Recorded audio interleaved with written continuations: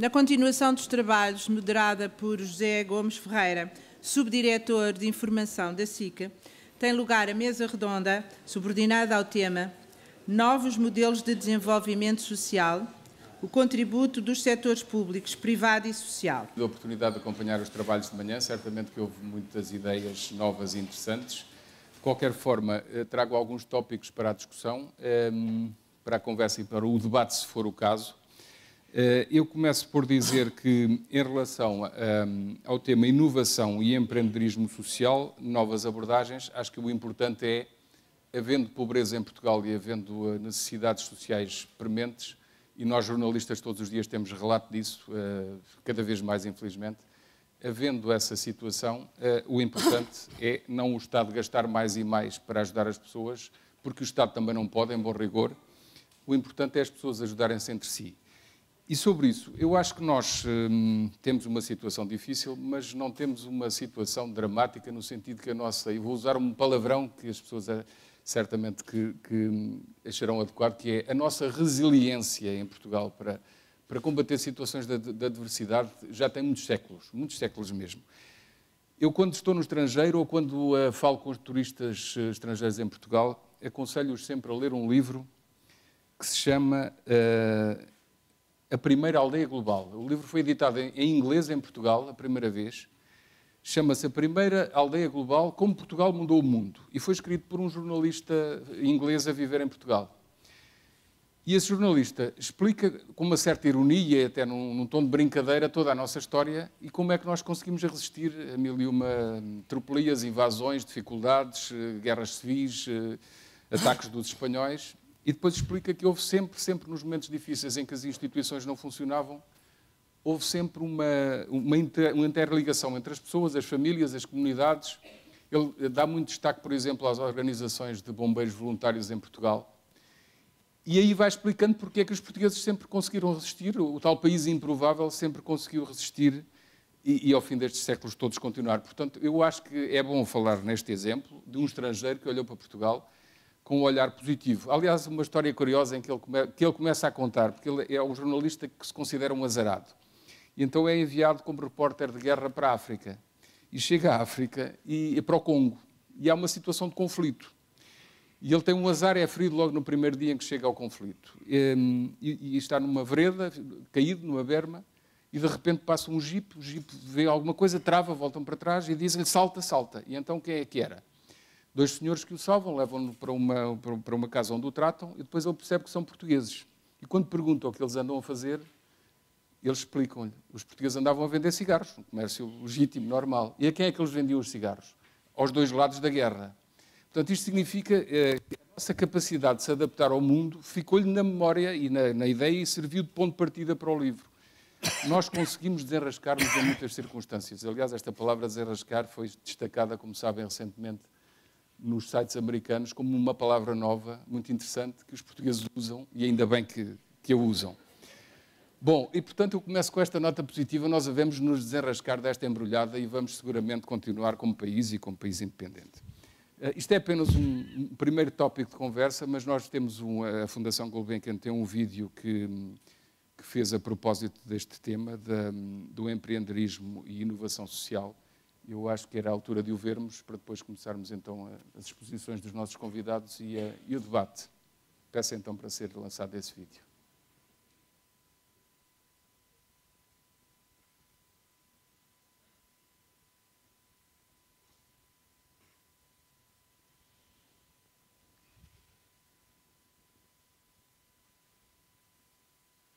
Nestas coisas há sempre um delay.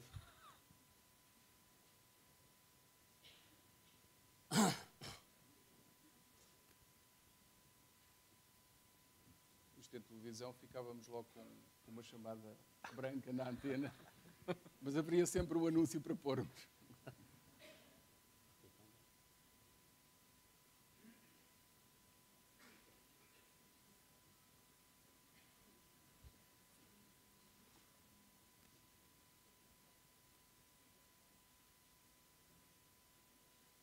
Bom, eu não sei se de facto há alguma situação técnica que impede depois, portanto, o melhor é continuarmos a nossa conversa e, quando for a altura, eu receberei certamente a indicação da Regi para lançar esse filme.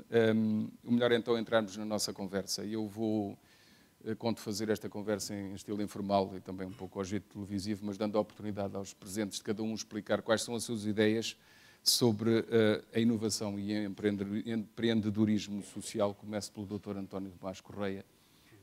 Tem ideias precisas sobre isto? O que é necessário para as pessoas se organizarem, para elas próprias viverem num ambiente social condigno e dependerem cada vez menos do Estado? Faça favor. Bom, uma das grandes dificuldades quando nós tratamos de pessoas excluídas e a incluir é a dificuldade delas próprias se organizarem para poderem iniciar um novo percurso de vida e encontrarem formas de fazer face às suas próprias dificuldades. E aqui o papel das organizações, das instituições de solidariedade social, os voluntários que se dedicam ao trabalho nessas instituições é absolutamente fundamental. E é absolutamente fundamental, nomeadamente, quando se pensa, por exemplo, em projetos de microcrédito. Nós, no Montepio, enfim, temos há muito tempo a ambição de lançarmos projetos de microcrédito. Numa fase inicial tivemos muita dificuldade porque nos debatemos exatamente com a incapacidade de organizarmos as pessoas no terreno e delas próprias serem capazes de se organizar.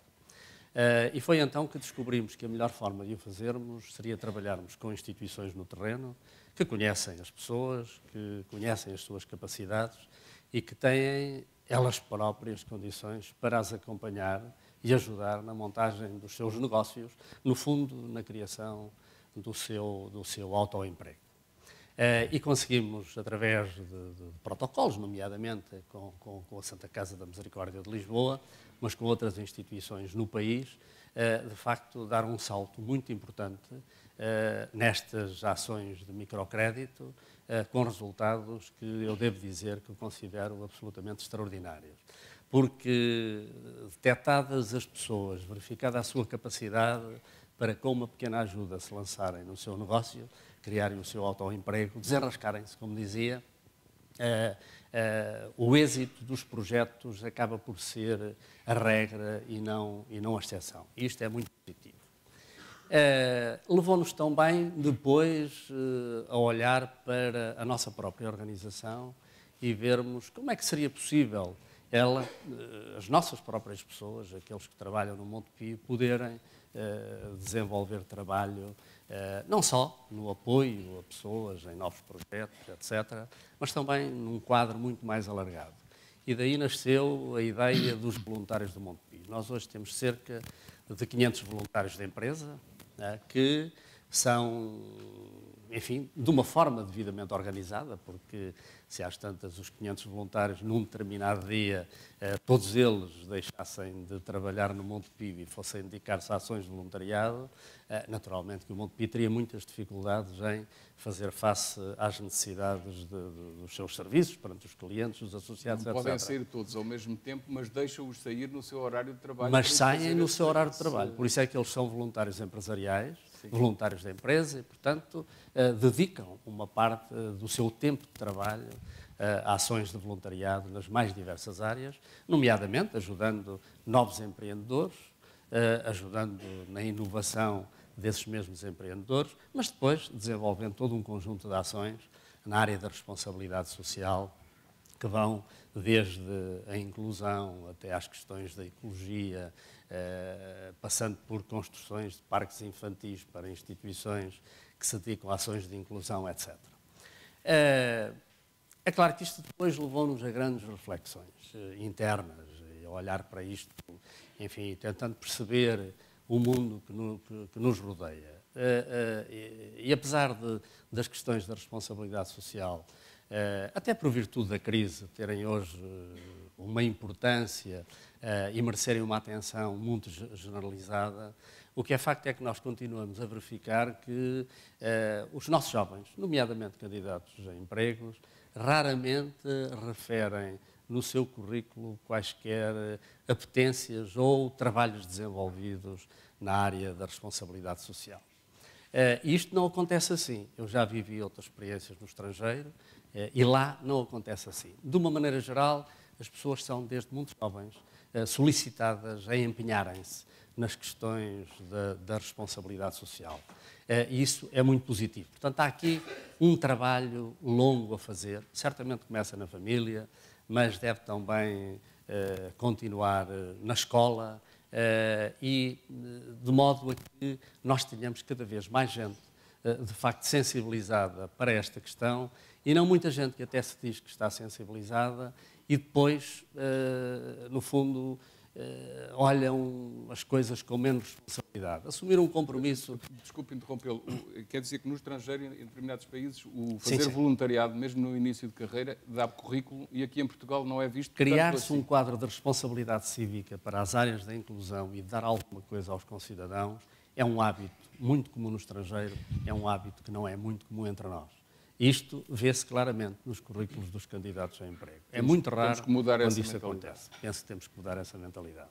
E, portanto, aquilo que nos diz é que, do ponto de vista da instituição, não só a instituição ajuda com o microcrédito, está virada para a sociedade, como ela própria põe os seus funcionários a trabalhar. Ajuda com o voluntariado, temos um programa muito intenso de relacionamento com as instituições privadas de solidariedade social e com todas as organizações que se dedicam às questões da inclusão.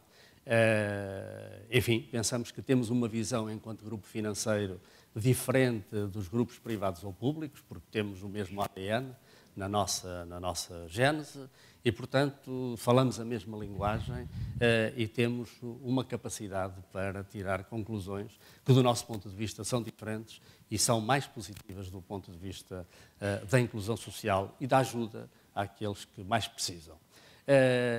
Porque muitas das pessoas que precisam têm capacidade para iniciar um novo percurso e resolver os seus problemas.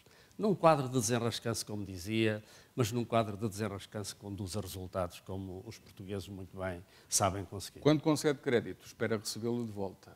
Mas também pede garantias. Normalmente, em matéria de microcrédito, as pessoas não têm garantias para dar. As garantias confia nas pessoas.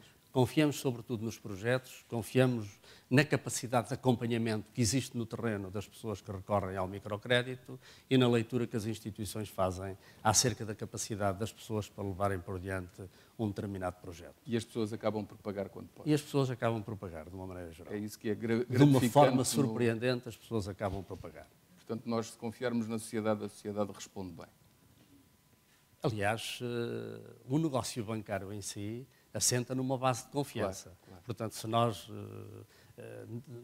em matéria de microcrédito, não tivermos confiança, enfim, não é possível avançar por aí. E como nós temos tido resultados e conseguido... Conte-nos um exemplo. Olha, temos exemplos na área de cabeleireiros, sapataria, na área de pequenas lojas de fotocópias e afins, enfim, temos vários exemplos. Na área do artesanato, temos imensos exemplos na área do artesanato. Podem considerar-se negócios sustentáveis?